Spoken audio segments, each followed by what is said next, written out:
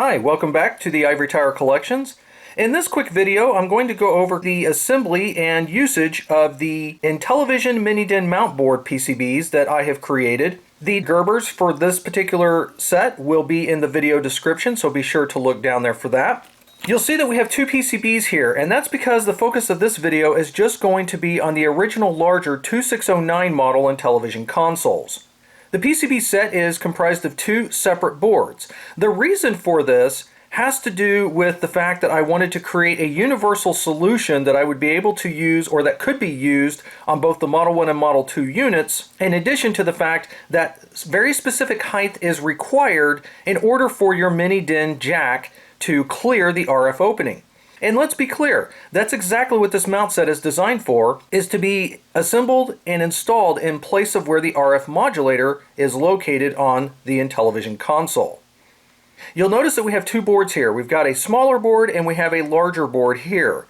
Well, the smaller board is actually the base board, or the bottom board, meaning that this is the one that is going to be on the bottom, with the larger board being on top. In fact, on both of these boards, it does state on one side that this side faces down. And this is really just to help the installer who's using these boards to know which way they need to be oriented. So the way this is really designed is pretty simple. The idea is that you basically sandwich the two boards together like this and provide a nice stable platform that you can then take your mini DIN jack and basically set it into place in final assembly and adjust it and align it as needed to be able to solder it all down.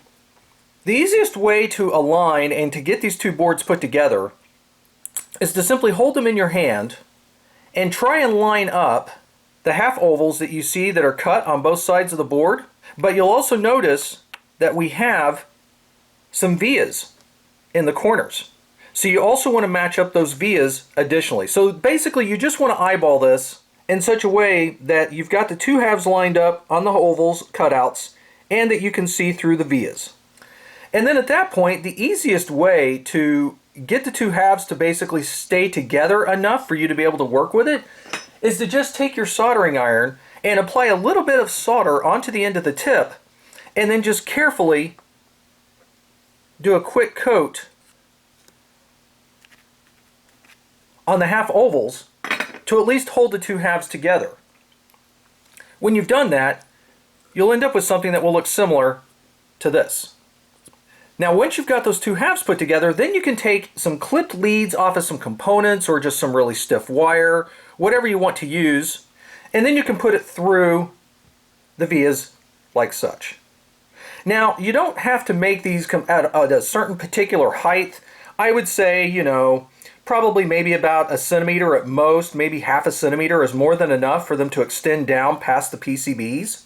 Kind of similar to what you see here. I've got some here that kind of extend down a little bit. So once you've got this basic assembly put together like this, then it's really easy to just install it into the Intellivision. Here I am looking at an Intellivision mainboard that still has the RF modulator in place. But what you want to do before you remove the RF modulator, or even if you've already removed it, then you might want to pop it back on just enough to be able to do this.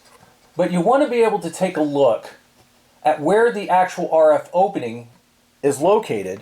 And then I just tend to use a Sharpie or just something to kind of mark it. And you just want to make a quick line on the PCB edge so that you kind of know where the center is located.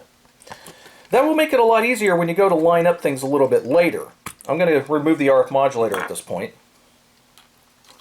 So here's the bare board with the RF modulator removed, and I apologize for all the shininess. This is an older board that doesn't have any real solder mask on top of it, so pretty much all the traces are exposed and it's really shiny. I apologize.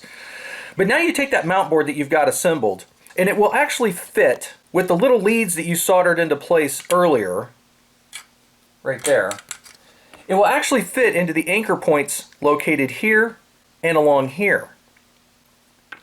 So all I have to do is just take this board and just kind of set it into place, just like that. And you can see that it occupies and takes up a nice amount of, basically about a little more than a quarter of the area that the RF modulator used to occupy. So at this point, once you've got this going on, then it's just a simple matter of soldering this down into place to anchor it. And the easiest way to do that is, again, you'll notice we have those little half oval cutouts.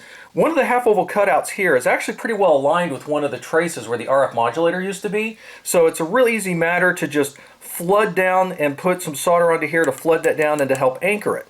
You can also do the same on the front edge as well. But again, you can use that to also anchor it. Additionally, once you've got that soldered down, is to actually take the leads that you created that were going up through the board, and you can just fold them over like I'm trying to do here. So I've just folded the leads over into the anchors where they used to be located here. And that will also help to provide a very sturdy and secure base for the entire assembly, like that.